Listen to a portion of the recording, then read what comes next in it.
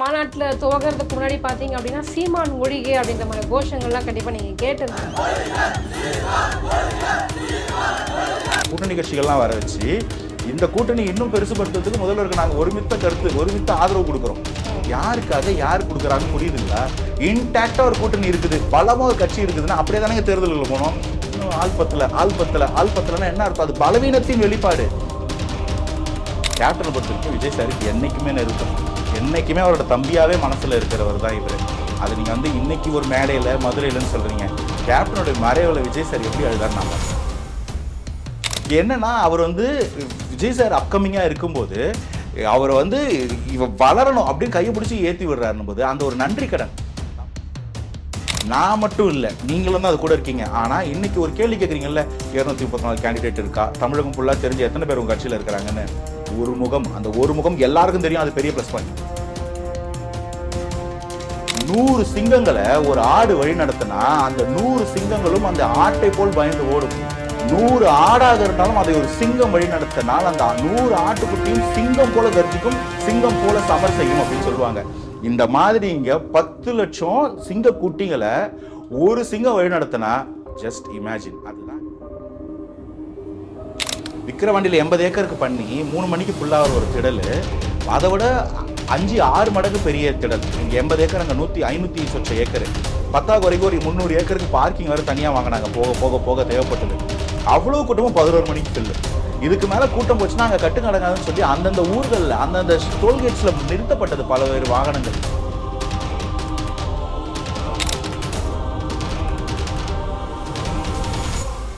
ஜாம்பவான் நேயர்களுக்கு வணக்கம். இன்றைய நேர்காணலில் நம்மோடு இணைந்திருக்கிறார் தாவேகாவினுடைய ஆதரவாளர் திரு அனந்தஜித் அவர்கள். வாருங்கள் பேசுவோம். வணக்கம் சார். வணக்கம். நேற்றைய தினம் மாநாடு ரொம்பவுமே பரபரப்பாக போனுச்சு.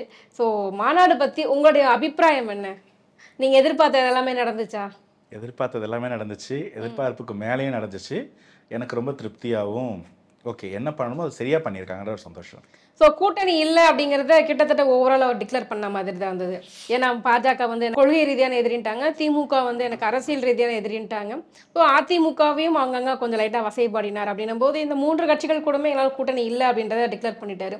நாம் தமிழர் அவர் பெருசாக அப்படி எதிர்த்த மாதிரி தெரியலையே. என்ன அது உடன்படிக்கையா, பாசமா, அண்ணன் தம்பி உறவா? முதல்ல போகிற பக்கில் வசை பாடிட்டாருன்னு சொன்னீங்க. வசையெல்லாம் பாடலை, நியாயமான விமர்சனங்கள். தமிழகத்தில் இருக்கக்கூடிய மக்களுடைய மனசில் இருக்கக்கூடியதை தலைவராக எடுத்து பேசியிருக்காரு. ரெண்டாவது வந்து எப்போ கேட்டாலும் தாவேக்கா என்னப்பா அதிமுக அடிக்க மாட்டீங்களே, சாஃப்ட் கார்னரான்னு கேட்டே இருந்தீங்கல்ல. உங்கள் எல்லாருடைய கேள்விகளும் நாங்கள் சின்ன பசங்க எல்லாத்துக்கும் பதில் சொல்லிட மாட்டோம், கேள்வி எல்லாம் மொத்தமாக இங்கே அசம்பிள் பண்ணணும்னு வச்சு எல்லா கேள்விக்கும் அங்கே பதில் சொல்லியிருக்காரு. இந்த 8-9 மாத காலகட்டத்தில் என்னென்ன கேள்விகள் வைக்கப்பட்டதோ அது எல்லா கேள்விக்கும் உங்களுக்கு பதில் கொடுக்கப்பட்டிருக்கு. அப்போ எனக்கு என்ன புரியுதுன்னா, அவர் எல்லாத்தையும் எல்லா இடத்துலையும் இருந்து வாட்ச் பண்ணிட்டு இருக்கிறார். நம்ம நினைக்கிற மாதிரி நீங்கள் சொல்கிற மாதிரி அவர் ஒன்றும் ஒர்க் ஃப்ரம் ஹோம் பாலிடிக்ஸில் இல்லை, எல்லா இடத்தையும் ஒரு இடத்துலேருந்து கவனிச்சுக்கிட்டு இருக்கிறாருன்றது என்னால் புரிஞ்சுக்கொள்ள முடியுது. அதை நீங்களும் ஏற்றுப்பீங்கன்னு நான் நம்புகிறேன். கண்டிப்பாக. நீங்கள் கேட்கக்கூடிய சீமான் அவர்களோட பதிலுக்கு வந்து உங்களுக்கு பதில் புரிஞ்சிருக்கும், இருந்தாலும் நீங்கள் கேட்குறீங்க. சீமான் அவர்களையோ நாம் தமிழர் அவர்களையோ எடுத்து விமர்சனம் பண்ண வேணான்றதான் நிலைப்பாடு. என்னன்னா, இங்கே பிரச்சனை வந்து நாம் தமிழுக்கும் சரி தாவேக்காக்கும் சரி, திமுக அதிமுக பாஜக காங்கிரஸ் எதிரி, அவங்கள வீழ்த்தணும். ஏன்னா இங்கே எல்லா பிரச்சனைகளும் காரணமும் ஆண்டவங்களும் ஆண்டுகிட்டு இருக்கவங்களும் தான்.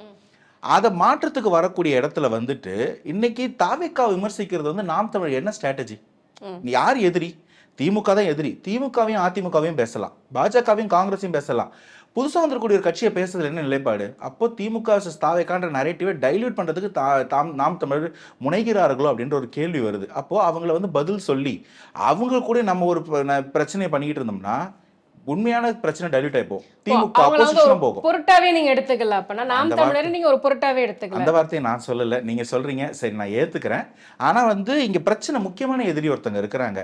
வீழ்த்தப்பட வேண்டிய, மாற்றப்பட வேண்டிய ஒரு அரசியல் களத்துல நம்ம அதை விட்டுட்டு சின்ன சின்ன பிரச்சனைகளுக்கு கான்சன்ட்ரேட் பண்ணிட்டு சின்ன சின்ன விமர்சனங்களுக்கு பதில் சொல்லிட்டு வச்சுக்கோங்களேன், இங்க கள நிலைப்பாடே குலைஞ்சிரும்.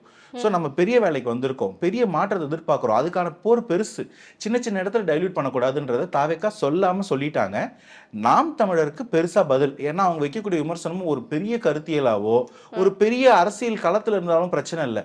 சின்ன சின்ன அணில் இதுக்கெல்லாம் வந்து பதில் சொல்லிட்டு இங்கே ஒன்றும் ஆக போகிறது இல்லை. இங்கே யாரும் ரசிகர் மனப்பான்மையில இருக்காதீங்க, தொண்டர் மனப்பான்மை கொண்டு வரணும்னு ஒரு கட்சி வேலை செய்யும்போது அவங்களுக்கு திரும்ப அந்த இடத்துக்கு இழுத்துட்டு போகிறது வந்து பிற்போக்கு. அதை வந்து பெருசாக கவனிச்சு கொள்ளாதீங்க. என்னென்ன மாநாட்டில் துவகிறதுக்கு முன்னாடி பார்த்தீங்க அப்படின்னா சீமான் ஒழிகை அப்படின்ற மாதிரி கோஷங்கள்லாம் கண்டிப்பாக நீங்கள் கேட்டு இருந்திருப்பீங்க. அப்படின்னும் போது ஸோ அந்த தாவேக்கா தொண்டர்கள் வந்துட்டு சீமானோட எதிர்ப்பில் வந்துட்டு ரொம்ப தீவிரமாக இருக்கிறாங்களோ அப்படின்ற ஒரு எண்ணம் தானே தோன்றுது அந்த இடத்துல. இல்லை, நீங்கள் இதுதான் கொஞ்சம் கவனிக்கணும். எந்த இடத்துலையுமே வந்து ஸ்டாலின் ஒழிக, எடப்பாடி ஒழிக, மோடி ஒழிகன்னு அந்த கட்சி பேசுனதே கிடையாது. இப்போ இது கட்சியோட நிலைப்பாடு கிடையாது. அந்த காலத்தில் இருக்கக்கூடிய இளைஞர்கள், சின்ன பசங்கன்னு வச்சுக்கோங்க, ஃபர்ஸ்ட் டைம் வாக்காளர்களை வந்து நீங்கள் என்ன பண்ணுறீங்கன்னு பாருங்கள். சீமான் அண்ணன் என்ன பண்ணுறாரு? இங்கே வந்து ஒரு அரசியலை தார்மீகமாக அரசியல் களத்தில் கண்ணியத்தோடு கட்டமைக்கிறோன்னா இதுக்கு எப்படி இருக்கணும்? கொள்கை கோட்பாடு பேசணும். அதிமுக திமுக விமர்சிங்க, தாவேக்கா மேலே கூட நல்ல விமர்சனங்கள் இருந்தால் வைங்க. ஒரு ஆரோக்கியமான விமர்சனம் தான் ஒருத்தரை வளர்த்து விடும். ஆனால் அதை விட்டுட்டு நீங்கள் பேசின வார்த்தைகள் தவறு. அதோட வெளிப்பாடு தான் இங்கே இவங்க பண்ணுறாங்க. என்னைக்காவது மேடையில் தலைவர் என்றைக்கும் யாரையும் அந்த மாதிரி பேசுனது இல்லை. தாவேக்கா வந்து என்றைக்கும் நாம் தமிழர் விமர்சிச்சது கூட கிடையாது. ஏன்னா பிரச்சனை வேற ஒருத்தவங்களோட. எந்த வாட்டியும் ஆட்சியில் பங்கோ இல்லை ஆட்சியில் கூட்டோ இல்லை ஆட்சி பண்ணி ஊழல் பண்ணாத ஒரு கட்சி மேலே என்ன விமர்சனம் வைக்க போறீங்க? எதுக்கு விமர்சனம்? வேலை பெருசுன்னு அவங்க போகிறாங்க. அந்த நிலைப்பாட்டில் இருக்கக்கூடிய அப்படி வளர்க்கக்கூடிய கட்சியில் இருக்கக்கூடிய அந்த இளைஞர்கள் மனசில் நீங்கள் ஒரு விதையை போடும்போது தானே அது இது மாதிரி ஆகுது. அந்த இடத்துல அது கொஞ்சம் சங்கடமாக தான் இருந்துச்சு. அவர் இல்லையே நம்ம எதிரி, ஆனால் அவர் பண்ணது தான் அதோட எதிர்வினை தான் இது. அதையும் நம்ம மறுக்கிறதுக்குல யாரும் ஒன்றும் சொல்லிக் கொடுக்கல. நீங்கள் அப்படி பேசுறீங்க, அந்த பசங்களுக்கு அது வந்து ஒரு வழியை கொடுக்குது, அதோட வெளிப்பாடு அது. அதனால் அது வேண்டாம். இந்த நாம் தமிழருக்கு வெர்சஸ் தாவேக்கான நரேட்டிவ் இங்கே செயல்பட வேண்டாம். நாம் தமிழருக்கும் திமுக தான், தாவேக்காவுக்கு திமுக தான். என்ன இங்கே பிரச்சனைனா, நாம் தமிழர் திமுகன்றது யாரும் ஏற்றுக்கல. தாவேக்கா திமுகன்றது எல்லாரும் ஏற்றுக்கூடிய இடத்துல இருக்கும்போது சரி நம்ம அதை முன்னாடி கொண்டு போவோம். அந்த பந்தத்தை நம்மளாவது கொண்டு போய் கோபுரத்தில் விளக்கு ஏற்றுவோம். நம்ம சும்மா இந்த வேலையை பார்த்துட்டு இருந்தால் கெட்டுருன்றதை அவங்க சொல்கிறாங்க. நான் புரிஞ்சுக்கிறேன். அதுதான் நான் நினைக்கிறேன். நான் அப்படி தான் இருக்க போகிறேன். இதில் இன்னொரு விஷயம் அப்படின்னா, ஓப்பனாகவே சொன்னது திமுகவுக்கும் தாவேக்காவுக்கும் தான் வந்து 2026 போட்டி, கண்டிப்பாக ஆட்சி மாற்றம் ஏற்படும் அப்படின்னு சொல்லிட்டு. தாவேக்கா இது வரைக்கும் ஒரு தேர்தலை கூட அல்லது ஒரு இடைத்தேர்தலை கூட வந்து சந்திக்கல. அவங்களுக்கு தேர்தல் அனுபவமே இல்லாத ஒரு கட்சி. திமுக அப்படி கிடையாது. கிட்டத்தட்ட 50 ஆண்டுகளுக்கும் மேலாக ஒரு பாரம்பரியமிக்க ஒரு அனுபவமிக்க ஒரு கட்சி. இது கூட வந்துட்டு போட்டி போடுவது அப்படிங்கிறது, இதுக்கு நான் முன்னாடியே இந்த கொஸ்டின் நான் கேட்டிருந்தேன். நான் இவ்வளோ ஓப்பனாக டிக்ளேர் பண்ணுறது எந்த நம்பிக்கையில் அவர் பண்ணிட்டு இருக்காரு? வெறும் தொண்டர்களை மட்டுமே நம்பிதானா? இல்லை, முதல்ல வந்து நம்பிக்கை, ரெண்டாவது இந்த உண்மை கொடுக்குற தைரியம் ஒன்று இருக்குது. இங்கே களத்தின் தேவை என்ன? நீங்கள் கேட்குறது எப்படி இருக்குன்னா, நாளைக்கு ஒரு மேட்ச், அந்த மேட்ச்சில் 7 வாட்டி வேர்ல்டு கப் சாம்பியனாக இருந்த ஒருத்தருக்கும் ஒரு புது டீமுக்கு மேட்ச்சு. அதில் அந்த புது டீம் ஜெயிக்க முடியாது. எப்படி சொல்கிறீங்க? நாளைக்கு விளையாட போகிறத வச்சு தான் நீங்கள் மேட்சோட வெற்றி தோல்வி முடிவு பண்ண முடியும். ஏற்கனவே நீங்கள் 7 டைம்ஸ் வேர்ல்டு சாம்பியன்னா உங்களுக்கு தோல்வி கிடையாது அப்படின்னு அர்த்தம் கிடையாது. இன்னைக்கு நாளைக்கே மேட்ச்னாலும் கிட்டத்தட்ட அவங்க ஏதாவது டெஸ்ட் மேட்சாவது விளையாடிட்டு வந்திருப்பாங்க. அந்த அனுபவமாவது இருந்திருக்கும். அப்படியே ஒரு பிராக்டிஸாவது இருந்திருக்கும். இல்லை, நான் மேட்ச்னு சொன்னது வந்து 2026 தேர்தலில் அன்னைக்கு அது ஒரு மேட்ச். அந்த மேட்ச்சில் தாவேக்காக்கு குவாலிஃபயராக இல்லை. தாவேக்கா விளையாடலாமா இல்லையா? விளையாட வேண்டிய குவாலிஃபயர்லாம் விளையாடிட்டு தான் அந்த மேட்ச்க்கு வருவாங்க. இங்கே தமிழக அரசியலில் எந்த ஒரு கட்சியுமே எங்களுக்கு எதிரி இல்லைன்ற நிலைமைக்கு திமுக போயிடுச்சு. அந்த ஆட்டோகிராட்டிக்ன்றது டெமோக்ராட்டிக்ஸில் வந்து ரொம்ப ஒரு கேவலமான, இன்னும் சொல்ல போனால் அந்த ஜனநாயகத்தையே கேள்வி கேட்கக்கூடிய ஒரு விஷயமா மாறிடும். அந்த ஒரு திமுக அந்த நிலைமைக்கு போயிட்டதை வந்து நம்மளால உணர முடிஞ்சு. திமுகவுக்கு கண்ணு கட்டுறது ஒரு எதிரியே இல்லை. 26, 29, 31, 36 எல்லாம் திமுக. இவ்வளவு பிரச்சனையை தாண்டி கலைஞர் வந்து ஸ்டாலின் அவர்களை துணை முதல்வராக போஸ்ட் பண்ணுறதுக்கு 50 வருஷம் எடுத்துக்கிட்டாரு. இவருக்கு 5 வருஷம் கூட தேவைப்படல. ஸ்டாலின் வந்து உதயநிதி ஸ்டாலின் துணை முதல்வராக போஸ்ட் பண்ணேன். அப்போ இது வந்து ஜனநாயகத்துக்கு விரோதமாகவோ கட்சிக்குள்ளேயோ இல்லை வேற எங்கேயுமே யார் இருக்கா கேட்கன்ற ஒரு நிலைப்பாடு வருது. அப்போ என்ன பதில்னா, நீங்கள் ஏற்கனவே இருந்தக்கூடிய பாஜகவோ அஇஅதிமுகவோ நாம் தமிழோ இல்லை மற்ற கூட்டணி கட்சிகளோ திமுகவை நெத்திக்கு நெத்தி நின்று சண்டை செய்யக்கூடிய அந்த கம்பீட்டன்ஸ்ல இல்ல அப்படின்றத அவங்க காட்டுறாங்க. அதிமுகவும் வீரியமான ஒரு எதிர்க்கட்சியாக செயல்படல, அப்படித்தானே? வீரியம்ன்றது ரெண்டாவது, அது இல்லை, அதுலயும் நான் ஒத்துக்கிறேன். ரெண்டாவது, இன்னைக்கு இருக்கக்கூடிய அதிமுக வந்து ஒரு பிளவுபட்ட நிலையில பலவீனமா பல கோணங்கள்ல பல பேர் விலகிட்டாங்க. இன்னைக்கு இந்த எலெக்ஷன்ல நம்மளுடைய பொதுவான ஊடகங்களோட கணிப்பு என்ன? திமுக ஆளுங்கட்சி, அஇஅதிமுக பிரதான எதிர்கட்சி. எந்த வாட்டியாவது எலெக்ஷனுக்கு முன்னாடி ஒரு பிரதான எதிர்கட்சியில இருக்கக்கூடிய முக்கியமானவர்கள், ஏற்கனவே எம்பியா இருந்தவங்க, எம்எல்ஏவா இருந்தவங்க, மினிஸ்டரா இருந்தவங்கலாம் விலகி திமுகக்குள்ள போறது என்னைக்காவது பார்த்துருக்கீங்களா? எலெக்ஷன் முடிஞ்ச பிறகு ஒரு தோல்வியில சில பேர் போகாம வருவாங்க. திமுகல இருக்கிற முக்காவாசி பேர் பாத்தீங்க அப்படின்னா அதிமுகல இருந்து போனவங்க தான். சேகர் பாபு ஆகட்டும், அனிதா ராதாகிருஷ்ணன் ஆகட்டும். பதில் நீங்களே சொல்றீங்க. ஆமா, உண்மை. பதில் நீங்களே இது சொல்றீங்க. வந்து அந்த கட்சியில இருந்து இந்த கட்சி, இந்த கட்சியில இருந்து அந்த கட்சின்னு கட்சி மாறவர்கள் இருக்கதானே செய்யறாங்க. அப்படின்னு பாத்தீங்கன்னா தாவேகாவுக்கு ஒருத்தர் கூட வரவே இல்லையே. தாவேகாவுக்கு ஏதாவது ஒரு சீனியர் யாராவது இருக்காங்களா? பதில் சொல்லிட்டுங்களா? நம்ம ஒண்ணு இங்க முதியோர் பென்ஷன் வாங்கி கொடுக்கறது எல்லாரையும் கூட்டிட்டு வந்து நிக்கல. பேகேஜ் இருக்கிறவங்கள ஒண்ணும் இல்ல, சிம்பிளா சொல்ற ஓபிஎஸ் இல்ல நீங்க ஒரு வார்த்தைக்கும் பதில் சொல்லிட்டு இருந்தோம்னா பேச முடியாது. ஒரு கேள்வி கேட்டீங்கன்னா அது கேள்விக்கு பதில் சொல்ல விடுங்க. முதல் வார்த்தை வைக்கும் போது அடிச்சுட்டு அடுத்து எழுதும் பதில் தயவுசெய்து கேளுங்க. நம்ம வந்து இங்க வந்து யார் யாரெல்லாம் இருக்காங்க, என்னென்ன மெச்சூரிட்டி, எத்தனை எக்ஸ்பீரியன்ஸ்ல இருக்காங்கன்னு கூட்டிட்டு வந்து இங்க கூட்டம் காட்ட வரல. பேகேஜ் இருக்கிற திமுக அதிமுக எதிர்க்கும் போது அந்த பேகேஜ் இருக்கிறவங்க உங்களுக்கு ரொம்ப வேணாம், கண்ணு எதிர்க்க போன 10 நாள் முன்னாடி நடந்த ஒரு விஷயம். ஓபிஎஸ் அவர்கள் அதிமுக என்டிஏ கூட்டணில இருந்து வெளில வரேன், நான் அந்த கூட்டணியில் இல்லைன்னு சொல்லி தாவேக்காவை அப்ரோச் பண்ணாரா இல்லையா? நேத்து நடந்த மாநாட்டம் முடிஞ்சு கூட தாவேக்கா தலைவர் தளபதியை வந்து அவர் அங்க விஷ் பண்ணியிருக்கிறாரு, கரெக்டான நிலைப்பாடு எடுத்திருக்கிறீங்க அப்படின்ட்டு. திமுக போய் பார்க்கறதுக்கு முன்னாடி தாவேக்கா அவர் அப்ரோச் பண்ணாரு, தாவேக்கா அதுக்கு பெருசா இன்ட்ரெஸ்ட் காட்டுற நியூஸ் வந்துதா இல்லைங்களா? பண்ணியிருப்பாரா இல்லையா? அப்போ இந்த மாதிரி ஓபிஎஸ் விடவா மற்ற கரிஷ்மா லீடர்ஸ் இப்போ இந்த மாதிரி இருக்கிறவங்களை அரவணைச்சிக்க வேண்டாம். அவங்களுக்கு பேகேஜ் இருக்கு. கடந்த காலத்துல இருந்த ஊழல் ஆட்சியிலேயோ ஒரு அதிகார துஷ்பிரயோகத்திலே பங்கு வகித்தவர்கள், அவங்களை கொண்டு வந்து இங்க என்ன ஆக போகுது? அவங்களோட தவறுகளை எதிர்த்து வந்திருக்கவங்க அவங்களை சேர்த்துக்கிறதா? அந்த கேள்வியை தான் திமுக மேல நான் வைக்கிறேன். இப்ப நீங்களே சொல்லிட்டீங்க பதில். அஇஅதிமுகல இருந்து நான் இன்னைக்கு போன 2 பேரை தான் சொன்னேன். நீங்க 2019-20 போன எல்லாரையும் சொல்லிட்டீங்க. உள்ள போய் அவங்க தான் இன்னைக்கு பிரதான அமைச்சர்களா உட்காந்துக்கிட்டு, அது நீங்க சேகர் பாபு அண்ணன் எடுத்தாலும் சரி, செந்தில் பாலாஜி அண்ணன் எடுத்தாலும் சரி, நீங்க பட்டியலில் கூட 8 அமைச்சர் எடுத்தாலும் சரி, என்ன அர்த்தம்னா ஒரு பக்கத்துல அஇஅதிமுக நலிவடைஞ்சுக்கிட்டு இருக்கு, இன்னொரு பக்கத்துல திமுகவும் நலிவுற்றுதான் இருக்கு. அதனால தான் திமுக இத்தனை வருஷம் இருந்தவங்க முக்கியமா படல, இன்னைக்கு அஇஅதிமுக இருந்து வர்றவனை சேர்த்துக்க வேண்டிய நிலைமை. புரியுதுங்களா உங்களுக்கு? இதுக்கு இன்னொரு சின்ன ஆடட் எக்ஸாம்பிள் சொல்றேன். இப்போ முந்தா நேத்து முதல்வர் அவர்களுடைய கல்யாண நாள், 50வது ஆண்டு திருமண அந்த நிறைவு கொண்டாடுறாங்க. ரொம்ப சந்தோஷமா இருந்துச்சு. பார்க்கும்போதே எனக்கு ரொம்ப சந்தோஷமான ஒரு நிகழ்வு. வாழ்த்துக்கள். அங்க என்ன சொல்றாரு, கூட்டணி கட்சிகள்லாம் வர வச்சு இந்த கூட்டணி இன்னும் பெருசுபடுத்துறதுக்கு முதல்வருக்கு நாங்க ஒருமித்த கருத்து, ஒருமித்த ஆதரவு கொடுக்கிறோம். யாருக்காக யார் கொடுக்கறாங்கன்னு புரியுதுங்களா? இன்டாக்டா ஒரு கூட்டணி இருக்குது, பலமா ஒரு கட்சி இருக்குதுன்னா அப்படியே தானே தேர்தலுக்கு போனோம். இன்னும் ஆள் பத்தலன்னா என்ன அர்த்தம்? அது பலவீனத்தின் வெளிப்பாடு. இந்த பலவீனம் அதிமுக வந்து போனவங்க அதிமுக வந்து கூப்பிடுறாங்களே எங்க கட்சிக்கு வந்துருங்க. நீங்க சொல்றத பார்த்தா சரி கூப்பிடலாம் வச்சுக்கோங்க. வந்த என்ன சொல்லணும்ப்பா, நீ என்னோட எதிர் கேம்ப்ல இருந்து வர்ற. ஒரு எக்ஸாம்பிளுக்கு மைத்ரேயன் அவர்கள் வந்தாரு. அவர் ஒரு தனிநபர். அவர் வந்து ஒரு சமூக வாக்கையோ இல்ல ஒரு எலெக்ஷன்ல இன்னும் ஜெயிச்சவர் கிடையாது. அம்மையார் ஜெயலலிதா அவர்கள் ராஜ்யசபாக்கு அவரை நாமினேட் பண்ணி அமைச்சவங்க தான் 3 வாட்டியுமே. இப்போ வந்து ஓபிஎஸ் அவர்களுக்கு வந்து நீங்க ஒரு சமூக வாக்குன்னு சொல்லலாம். இல்ல செந்தில் பாலாஜி வந்து ஒரு எலெக்ஷன்ல அவர் வந்து ஒரு சூப்பர் தளபதியா செயல்பட்டு ஒரு வாக்கு வங்கியை பிடிப்பாரு. இதெல்லாம் அவங்களுடைய ட்ராக் ரெக்கார்டு, நம்ம அதை மறுக்கல. அந்த மாதிரி ஒரு ட்ராக் ரெக்கார்டு கூட இல்லாதவர் திரு மைத்ரேயன் அவர்கள். அவர் வந்தாலும் இத்தனை வருஷம் திமுகவை எதிர்த்து போனவர், காங்கிரஸ் பாஜக அதிமுக எல்லா இடத்துலையும் பார்த்தவர், அவரை கூட்டிட்டு வந்தாலும் அந்த ஒரு ஆளை சேர்த்துக்கிறதுல என்ன பதட்டம், என்ன தேவை? இன்னைக்கு பாமகவும் பாஜக ஒரு இடத்துல என்னைக்கும் விசிக இருக்காதுன்னு சொல்லி ஒருவேளை மைத்ரேயன் அவர்கள் தாவேக்கா வந்தா வேண்டாம்னு சொல்லியிருப்பீங்களா? கேட்கறது உங்களுக்கு புரியவே இல்லை.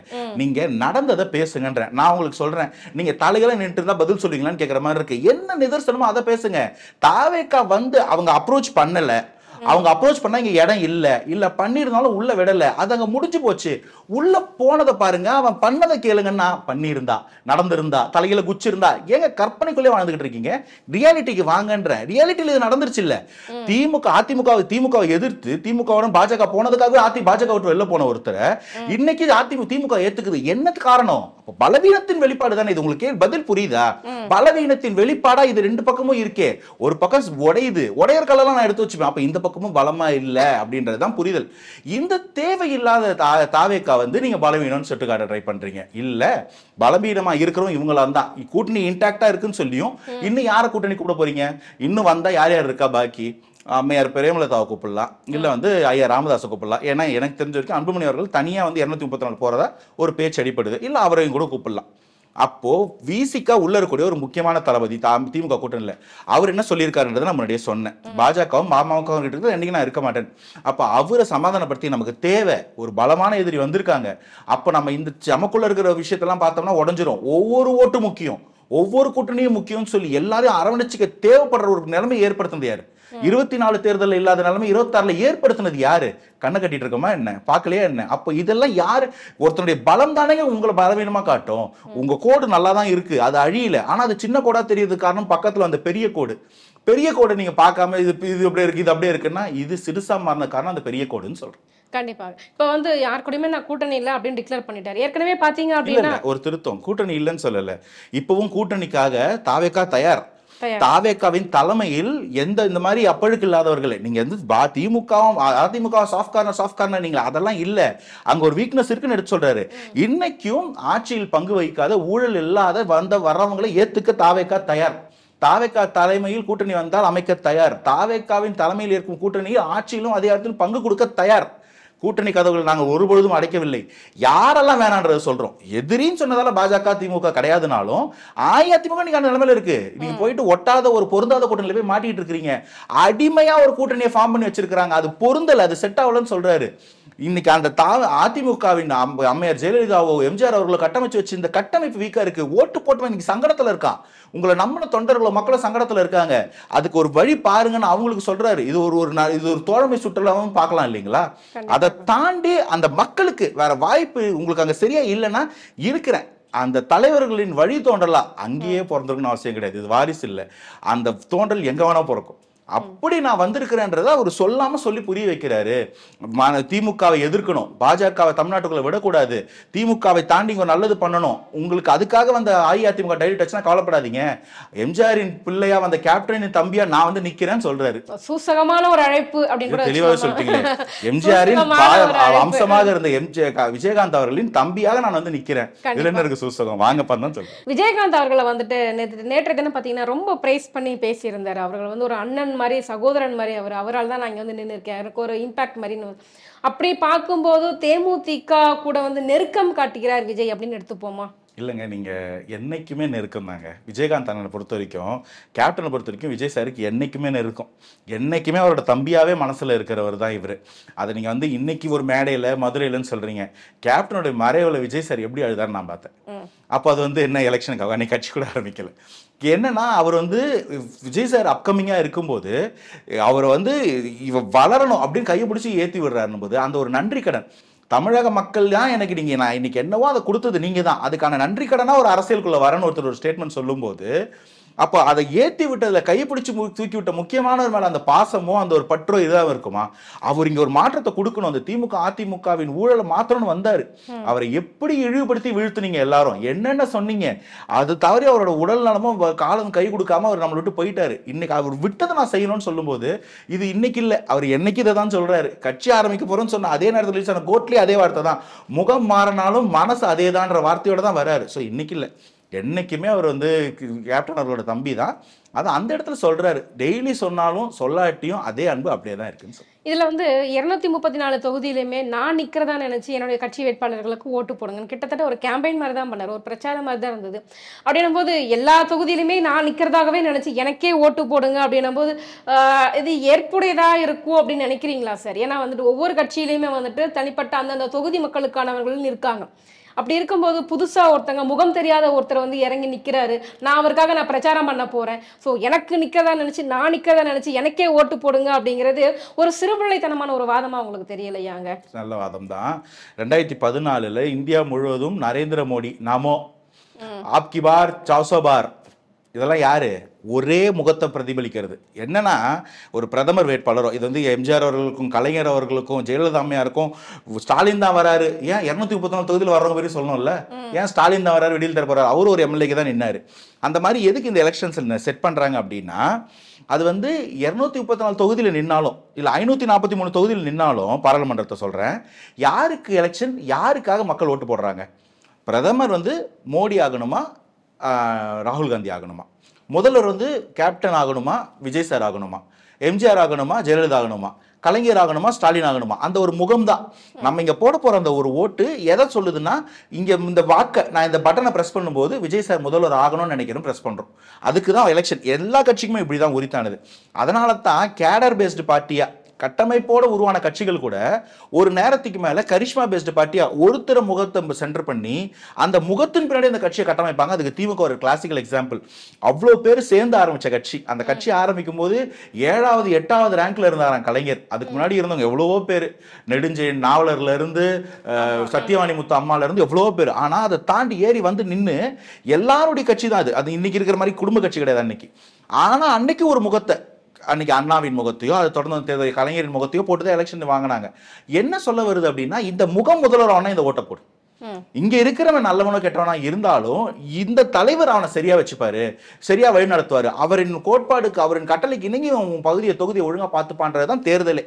அப்ப அந்த தேர்தலில் எல்லாரும் அதை நோக்கி போகும்போது அதை நோக்கி ஒரு சின்னத்தை மட்டும் வச்சுக்கிட்டு பல தொகுதியில தேர்வு எம்எல்ஏ கேண்டிடேட் பேர் தெரியாது, சின்னத்துக்கு வாக்கு போடுற மக்கள் இன்னைக்கும் உண்டு. அப்ப அதெல்லாம் தாண்டி நீங்க எதுக்கு வந்திருக்கீங்க? எதுக்கு இந்த தேர்தல்? நான் மட்டும் இல்ல, நீங்களும் தான் அது கூட இருக்கீங்க. ஆனா இன்னைக்கு ஒரு கேள்வி கேட்கறீங்கல்ல, 234 கேண்டிடேட் இருக்கா, தமிழகம் ஃபுல்லா தெரிஞ்ச எத்தனை பேர் உங்க கட்சியில இருக்கிறாங்கன்னு. ஒரு முகம், அந்த ஒரு முகம் எல்லாருக்கும் தெரியும். அது பெரிய பிளஸ் பாயிண்ட். அந்த ஒரு முகம் தான் சிஎம் ஆக போகுது. அந்த ஒரு முகத்துக்கு வாக்களிப்பீங்களா? அளிப்போம். கிளியரா இருக்கு. அதான் அங்க தெளிவா எடுத்து சொல்லியிருக்காரு. 234 தொகுதியில் நிக்க போறது விஜய் சார் தான், 234 தொகுதியில் வாக்கு வாங்க போறது விஜய் சார் தான். அந்த முகம் தான் சின்னம், அந்த முகத்துக்கு விழ போற வாக்கு தான் அந்த கட்சியோட வாக்கு. இப்படி இருக்கும். ஆனா இது இப்படியே இருக்காது. வளர வளர அந்த கட்சி பல்வேறு கட்டத்துல பல்வேறு தலைவர்களை கொண்டு வந்து எல்லாரையும் வளர்த்து எல்லாரும் ஒண்ணு சேர்ந்து ஒரு நாள் ஒரு பெரிய கொள்கை கட்டமைப்பா அது இருக்கும். ஆனா இன்னைக்கு கேக்குறீங்கல்ல, ஒரு மேட்ச் கூட விளையாடாத பசங்கன்னு, ஒரு மேட்ச் கூட விளையாடாத டீமா இருக்கலாம். ஆனா எல்லா மேட்ச்லயும் செஞ்சுரி அடிச்ச ஒரு கேப்டன் சச்சின் மாதிரி ஒருத்தர் உட்கார்ந்து இருக்காருன்னா அந்த முகம் இவங்க எல்லாரையும் வழி நடத்தும். ஒரு கதை ஒன்று, ஒரு மொழி ஒன்று சொல்லுவாங்க.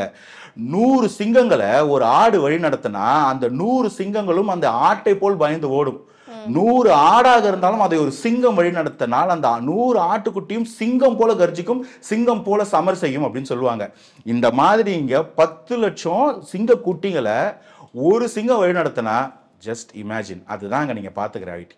கண்டிப்பா. நேற்றே வந்துட்டு ஒரு கதையெல்லாம் சொல்லிட்டு இருந்தார், இந்த மாதிரி சிங்கம் கதையெல்லாம் சொல்லிட்டு இருந்தார். அதுக்கு நெட்டிசன்கள் என்னென்ன விமர்சனம் பண்ணியிருக்காங்கன்னு தெரியும். ஆண் சிங்கம் வேட்டைக்கு போகாது, பெண் சிங்கம் தான் வேட்டைக்கு போகும், இந்த அடிப்படை புரிதல் கூட இல்லையா அப்படின்ற மாதிரியான விவாதங்களையும் நீங்க பார்த்திருப்பீங்க. சும்மா ஜஸ்ட் ஒரு கிளாரிஃபிகேஷனுக்காக தான் சொன்னேன். ஒரு பக்கல வன்மத்தை குத்திட்டீங்க. இன்னொரு விஷயம் என்ன அப்படின்னா, இது அவ்வளவு கிரௌடு இருந்துச்சு. கிட்டத்தட்ட 10 லட்சத்துக்கும் அதிகமாக 30 லட்சம் கூட சொல்றாங்க, கணக்கு சொல்றாங்க. இதே மாதிரி கூட தேமுதிகவுக்கும் விஜயகாந்த் அவர்களுக்கும் அவ்வளவு கூட்டம் வந்து கூடுச்சு. ஆனா பாத்தீங்க அப்படின்னா அவரால் எதிர்க்கட்சி தலைவராக மட்டும்தான் ஆக முடிஞ்சது. ஒரு சிஎம் நாற்காலியை நோக்கி அவர் நகர முடியல. காலமும் சூழ்நிலையும் வந்துட்டு அவர் கை கொடுக்கலன்னு சொல்லலாம். இதே மாதிரி அவர் கூட்டம் அவருக்கு கூடி இருக்கு அப்படின்னும் போது விஜய் அவர்களும் இமேஜின் பண்ணிக்கலாமா, அடுத்த எம்ஜிஆர் நான் தான், அடுத்த விஜயகாந்த் மாதிரி வர முடியும், அவர் விட்டதை நான் பிடிக்க முடியும் அப்படிங்கிறத கண்டிப்பாக கூடிய கூட்டத்தை வச்சு முடிவு பண்ணிட முடியும்னு நினைக்கிறீங்களா? முதல்ல நீங்க கூடிய கூட்டத்தை வந்து அண்டர் எஸ்டிமேட் பண்றீங்க. இப்போ விஜய் சார் வந்து ஒரு கட்சி ஆரம்பிச்சிருக்கிறாரு, விஜய் சாருக்கு ஆதரவு இல்லை, விஜய் சாரை பார்க்கணும் தான் அப்படின்னா விக்கிரவாண்டிக்கு போன கூட்டம் வந்து மதுரைக்கு போகாது. விக்கிரவாண்டியில் 80 ஏக்கருக்கு பண்ணி 3 மணிக்கு ஃபுல்லாக ஒரு திடல், அதை விட 5-6 மடங்கு பெரிய திடல். இங்கே 80 ஏக்கர், அங்கே 500 சொச்ச ஏக்கர். 10 வரைக்கும் ஒரு 300 ஏக்கருக்கு பார்க்கிங் வேறு தனியாக வாங்கினாங்க. போக போக போக தேவைப்பட்டது. அவ்வளோ கூட்டமும் 11 மணிக்கு ஃபில்லு. இதுக்கு மேலே கூட்டம் போச்சுன்னா அங்கே கட்டுக்கடங்காதுன்னு சொல்லி அந்தந்த ஊர்களில் அந்தந்த டோல்கேட்ஸில் நிறுத்தப்பட்டது பல்வேறு வாகனங்கள். அது கால்பா கூட இருக்கலாம். ஆனால் காவல்துறை சீக்கிரமாக கொஞ்சம் ஆரம்பிச்சிருங்க, கூட்டம் வந்துட்டே இருக்குன்னு சொல்லி தான் ஒரு மாநாடு, குழந்தைகள், பெண்கள், இந்த மாதிரி வயதானவர்கள், ஊனமுற்றவர்கள் வராதிங்கன்னு சொல்லி, வந்த குழந்தைகள் வெயிலாக இருக்கு ரிட்டர்ன் போங்கன்னு சொல்லி இவ்வளோ பேர் அங்கங்கே நிறுத்தி, பர்டிகுலராக சொல்கிறேன், நான் சொன்ன வார்த்தை 100க்கு 100 மதுரை பக்கத்தில் சென்னையிலேருந்து போகிற ஹைவேல தோண்டி போட்டு வச்சுருந்தாங்க. அவ்வளோ டிராஃபிக், ரிட்டன் வர முடியலை. அவ்வளோ டிராஃபிக் அங்கே மேனேஜ் பண்ண ஒரு கான்ஸ்டபிள் கூட இல்லை. ரிட்டன் வரும்போது அவ்வளோ டிராஃபிக்காக இருந்துச்சு. மற்ற 2 ஹைவே போயிட்டாங்க. திருச்சி சென்னை வர்றவங்களுக்கு அவ்வளோ டிராஃபிக் ஜாம் ஏற்படுது அந்த தோண்டி போட்டு வச்சிருந்ததால. இன்னத்துக்கு இந்த 10 நாளைக்குள்ள தோண்ட வேண்டிய அவசியம் என்ன? சரி செய்யுங்க, அதெல்லாம் செய்வீங்கன்னு தெரியும். ஆனால் இவ்வளோத்தையும் தாண்டி அந்த கூட்டம் 2வது முறையாக வருதுன்னா இது கூட்டம் இல்லை, இது படை. அந்த தலைவனின் அரைக்கோவலுக்காக அந்த படை என்னைக்கும் களத்து வந்து நிற்கும். அதனால தான் நான் வந்து அடைக்கலத்துக்கு வரல, படைக்கலத்தோடு வந்திருக்கேன்னு சொல்றாரு. ஸோ இது வந்து நீங்கள் வந்து சாமானியமாக நினைக்காதீங்க. 2வது, கேப்டன் அவர்களோ எம்ஜிஆர் அவர்களோ எதை செஞ்சுக்கிட்டு இருந்தாங்களோ, இல்லை எதை செஞ்சு வந்து ஒரு பாதியில் நிறுத்திட்டாங்களோ, நான் அதுக்கு வந்திருக்கேன். இங்க வெறும் ஜெயிக்க வரல, நான் வந்து ஜெயிக்கிறதுக்காக மட்டும் இங்க வரல. அவங்க செஞ்சுக்கிட்டு இருந்ததை தொடர்ந்து செய்ய வந்திருக்கிறேன். இங்க இருக்கக்கூடிய எளிய ஏழை மக்கள், களத்துல இருக்கவங்களோட சாப்பாடு முக்கியம் நினைச்சவர் எம்ஜிஆர். அந்த ஏழை மக்களுக்கு என்னைக்கும் சாப்பாடு போடணும்னு செஞ்சவங்க 2 பேரும். அது போல அந்த இடத்துல அந்த அந்த ஒரு லீனியேஜ் காணுமே. ஊழல் பண்ணிட்டு இருந்தவங்களுக்கு வாரிசு ஊழல் பண்ண வருது, அராஜகம் பண்ணிட்டு இருந்தவங்களுக்கு வாரிசு அராஜகம் பண்ண வருது, இங்க பிரிவினை அரசியல் பண்ணிட்டு இருந்தவங்களுக்கு வாரிசு பிரிவினை அரசியல் பண்ண வருது. அதே கட்சியில இருந்து வருதோ எங்க இருந்து வருதோ, மக்கள் எளிய மக்களை பார்த்துக்கிட்டு இருந்தவனோட வாரிசு வந்து அந்த எளிய மக்களை பார்க்க வரும்னு சொல்றேன். நான் ஜெயிக்கிறதுக்கு மட்டும் சொல்லல, அது ஜெயிக்கிறது வேற கதை, ஜெயிப்போம். ஆனா இங்க ஜெயிக்கிறது வெற்றிக்காக மட்டும் வரல, இந்த மக்களுக்காக அவங்க என்ன பண்ணாங்களோ அதை செய்யறதுக்கு அவங்க இல்ல. எம்ஜிஆரோ அண்ணாவோ இல்ல என்ன கேப்டனோ இல்ல. அப்ப அந்த இடத்துக்கு ஒரு வாரிசு வரணும்ல, அது இருக்கு, அந்த வேலையை செய்யறாருன்னு சொல்றேன். இப்ப சமீபத்துல ஸ்டாலின் அவர்கள் பேசும்போது பாத்தீங்க அப்படின்னா, என்னைக்குமே நான் வந்து சிறுபான்மையின மக்களுடைய காவலன், சிறுபான்மையினர் பக்கம் தான் நான் நிப்பேன் அப்படின்ற மாதிரி சொல்லி பேசியிருந்தார். இப்ப விஜய் அவர்களும் பாத்தீங்க அப்படின்னா அவர் மேலேயும் ஒரு முத்திரை இருக்கு, கிறிஸ்தவ மைனாரிட்டி, கிறிஸ்தவ மிஷினரியை சேர்ந்தவர் அப்படின்ற மாதிரி ஒரு பிம்பத்தை வந்து எதிர்கட்சிகள் அந்த மாதிரி வச்சிருக்காங்க. அரசியல் வந்துட்டா எதுவுமே கிடையாது, அப்படி ஒரு பிம்பத்தை வந்து கட்டமைச்சு வச்சிருக்காங்க. இப்படி இருக்கும்போது அவர் தனிச்சு நிக்கிறேன் இல்ல கூட்டணிக்கு யார் இருந்தாலும் ஏத்துக்கிறேன் அப்படின்னும் போது ஓட்டுக்கள் வந்து சிதற ஆரம்பிக்கும். ஏற்கனவே நாம் தமிழருடைய ஓட்டுகளுமே வந்துட்டு மிகப்பெரிய அளவுல சிதறிதான் இருக்கு. அதிமுக திமுகவுக்கு மாற்று யாரை போடலாம்னு யங்ஸ்டர்ஸ் யோசிக்க ஆரம்பிச்சிட்டாங்க. சீமானாக இருக்கலாம், விஜயாக இருக்கலாம், யாராக இருக்கலாமா அப்படின்னும் போது இது ஓட்டுக்கள் பிரிய ஆரம்பிச்சுது அப்படின்னா ஏதாவது ஒரு கட்சிக்கு அது ஒரு பாசிட்டிவா போய் முடிஞ்சிடாதா? இது ஓட்டுகள் சிதற மாதிரி ஆயிடாதா? இல்லைங்க, ஓட்டுகள் சிதறுது, ஆன்டிங்குமச்சி டைல்யூட் ஆகுது, இல்லை வந்து அந்த ஆன்டிங்குமச்சி ஒருத்தர கேபிட்டலைஸ் பண்ணிக்கலாம், அதுக்கெல்லாம் நான் அப்புறம் வரேன். That is purely political strategy. முதல்ல நீங்கள் சொன்ன வேற 2 கேள்விக்கு பதில் சொல்லிடுறேன். விஜய் சார் வந்து நீங்கள் சொல்கிற மாதிரி எந்த ஒரு ஜாதிக்கும் மதத்துக்குமானவர் கிடையாது. அவர் ஒரு காஸ்ட் அண்ட் ரிலீஜியன் நியூட்ரல் தலைவர். யார் ஒருத்தரும் நீங்கள் சொன்ன மாதிரி பார்க்கல. ஒரு விமர்சனத்தை வச்சா, ஆமாம் எங்கள் அப்பா எனக்கு வச்ச பேர் ஜோசப் விஜய், அதை நான் ஏன் மறைச்சேன், நான் என்னைக்கு மறைச்சேன், நீ ஜோசப் விஜய்னு பேரை சொல்லினா நான் ஜோசப் விஜய் லெட்டர் பேட் போடுவேன்னு சொன்னவர், அதே பேரில் கட்சி ரெஜிஸ்டர் பண்ணுங்கன்னு சொன்னவர். அந்த அளவுக்கு ஹானஸ்டி இருக்கு. அந்த ஹானஸ்டி கடைசி கூட ஒரு கதை சொன்னார், அந்த தளபதிகள் அவிச்ச விதைய விளைவிச்ச தளபதிகள் கதை. அந்த ஹானஸ்டியோட இருக்கிறேன்னு சொல்றாரு. நான் எதையும் மறைக்கல. இருந்தாலும் நான் சொல்றேன், ஜோசப் விஜயா இருந்தாலும் அவர் எனக்கும் ஆனவர் தான், அவர் இஸ்மாயிலுக்கும் ஆனவர் தான். அவர் யாரும் பிரிச்சு பார்க்கல, பிரிச்சு ஓட்டு போட போறது இல்லை. எந்த ஜாதிக்கும் மதத்துக்கும் உரியவர் இல்லை, அவர் அனைவருக்குமானவர். அதை அவர் மட்டும் இல்ல, அதை ஒட்டுமொத்த தமிழகமே நம்புது. 2வது போற போக்குல முதல்வர் தான் வந்து சிறுபான்மை மக்கள் காவலர்னு ஒரு அடி அடிச்சு விட்டீங்க. சிறுபான்மையின் மக்களோட காவலர் தான் சிஏஏக்கு ஒரு கேஸ் கூட போடல. எல்லாத்துலயும் போராட்டம் பண்ணாங்களே இந்த மக்கள், எல்லா கட்சியும் அதை எடுத்து கோர்ட்ல கேஸ் போட்டுது, திமுக கேஸ் கூட போடலையா? இன்னைக்கு வந்து அடிச்சு ஒடுக்கி ஆரம்பிச்சிங்களே துப்புரவு பணியாளர்கள், தூய்மை பணியாளர்கள், அதுல எத்தனை பேர் எந்தெந்த சிறுபான்மையினர் மதத்தை சாமி கும்பிட்றோம்னு தெரியுமா? அடிச்சமிச்சிங்க. அப்போ உங்களுக்கு வந்து இங்க சிறுபான்மையினரோ அவங்க வந்து எந்த மக்களோ ஒடுக்கப்பட்டவங்களோ தாழ்த்தப்பட்டவங்க அது இல்லைங்க. இதுல கார்பரேட் ஸ்ட்ரக்சரு, இதுல ப்ராஃபிட் எப்படி வருதோ அதை நான் எடுத்துப்பேன். சிறுபான்மையினர் சொல்றது வந்து இங்க பாஜகவை எப்படி அப்புறப்படுத்துறதுக்கு பாஜக மட்டும் காமிச்சு, இங்க திமுக வந்து தான் செஞ்ச சாதனையோ மக்களுக்கான வேலைகளோ வச்சு கேட்கல. என்ன விட்டு ஓட்டு போடலன்னா பாஜக வந்துடும், பாஜக வேணாலும் உங்களுக்கு எல்லாம், அதை வச்சு மட்டும் அரசியல் பண்ணிட்டு இருக்காங்க. அதே அரசியலோட நீட்சி தான் பாஜக வந்து சிறுபான்மையருக்கு எதிராக இருக்காங்க. நான் சிறுபான்மையர் கூட இருக்கிறேன்னு சொல்றது, சிறுபான்மையர் கூட இருக்குன்றது வார்த்தை இல்லை, செயல். அந்த செயல் களத்துல மக்களுக்கு புரியும். அதை வந்து எலெக்ஷன் ரிசல்ட்ல பார்த்துப்பீங்க. இப்போ நீங்க திரும்ப அந்த நம்பர்ஸ்க்கு வரேன். நம்பர் கம் செகண்டுங்க. எப்பவுமே arithmetic is secondary, heart is first. இமோஷனோ லாஜிக்கோ என்ன சொல்லுதோ அதுதான் முதல்ல நம்பணும். இன்னைக்கு எல்லாருமா சேர்ந்து திமுக எதிராக இருக்கக்கூடிய வாக்குகள் இருக்கு, பெரு அளவுல இருக்கு. அதை மற்ற எல்லா கட்சியும் நீங்க வந்து எடுத்துக்குவாங்க. அதுல ஒரு ஃபேக்ஷனா பிரியும் போது அந்த மினிமம் ஓட்டை வச்சு திமுக வந்துருவாங்கன்னு ஒரு கேள்வி கேட்குறீங்க. ஆன்டிகம்பன்சி அவ்வளோ கம்மியாலாம் இல்லை, ஆட்சியை விழற அளவுக்கு ஒரு ஆன்டிகம்பன்சி தான் இங்கே இருக்குது. பாயிண்ட் 1. 2வது, அந்த ஆன்டிகம்பன்சியை திமுகக்கு எதிரி யாருன்றதை மக்கள் இன்னைக்கு புரிஞ்சுக்கிட்டாங்க. திமுக எதிரின்னு சொல்லிட்டு பாஜக போய் நிற்கிற அதிமுக கிடையாது திமுக மாற்று. என்ன அப்படின்னா, நேற்று ஒரு விஷயம் ஒன்று சொல்லியிருந்தார். நான் வந்து சினிமாவில் மார்க்கெட் போனதுக்கு பிறகு நான் வந்து அரசியலுக்கு வரலை, நான் வந்து பீக்கில் இருக்கும் போதே அரசியலுக்கு வரேன். இந்த விஷயத்தை யாருக்கு அவர் கன்வே பண்ண நினைக்கிறாரு? நான் ரொம்ப பீக்கில் இருக்கும் போதே மக்களுக்கு கூட அரசியலுக்கு வந்துட்டேன், ஸோ நான் ஒரு பெரிய ஆள் அப்படின்ற மாதிரி காட்டிக்க நினைக்கிறாரா? அதாவது அவர் யாரையாவது அவர் மாதிரி நான் வரல அப்படின்னு சொன்னா நீங்க கேட்கறது நியாயம். எனக்கு அவர் பர்சனலா மார்க்கெட் போயிடுச்சா? இல்லை. இன்னும் மினிமம் 10-15 வருஷத்துக்கு நடிக்கலாமா? ஆமாம். இன்னைக்கு அவர் தான் நம்பர் 1னா? ஆமாம். நான் விட்டுட்டு வந்திருக்கேன். நான் அது வந்து வேற வழி இல்லாமல் எல்லாம் முடிஞ்சு போயிட்டு ரிட்டையர்மெண்ட் பெனிஃபிட்டுக்காக அரசியலுக்கு வரல, நான் மக்களுக்காக தான் என்னோட தூக்கி பீக்க போட்டுட்டு நன்றி கடனுக்காக வந்திருக்கேன்றாரு. இதில் வேற யார் பேரை நீங்கள் பொருத்தி பார்த்துக்கிறீங்க? உங்களுக்கா வந்து அவர் சொல்றது ரஜினிகாந்த் சொல்றாரு, கமலஹாசன் வந்து திமுக போய் கூட்டணி இன்னைக்கு ராஜ்யசபால சீட் வாங்கிட்டான்னு உங்களுக்கா தோணுச்சுன்னா அதுக்கு நாங்கள் பொறுப்பேற்றுக்க முடியாது. குற்றம் உள்ள நெஞ்சு அரிக்குது, அதுக்கு நாங்கள் என்னங்க பண்ணுறது? அதெல்லாம் தாவேக்கா பொறுப்பே எடுத்துக்காது. அவர் என்ன சொன்னார்னா, நான் கெரியரோட உச்சத்தில் இருக்கேன், ப்ரொசீட் பண்ணால் அங்கே பண்ணியிருக்கலாம், அதை விட்டுட்டு இங்கே வரதுக்கு காரணம் நீங்கள்.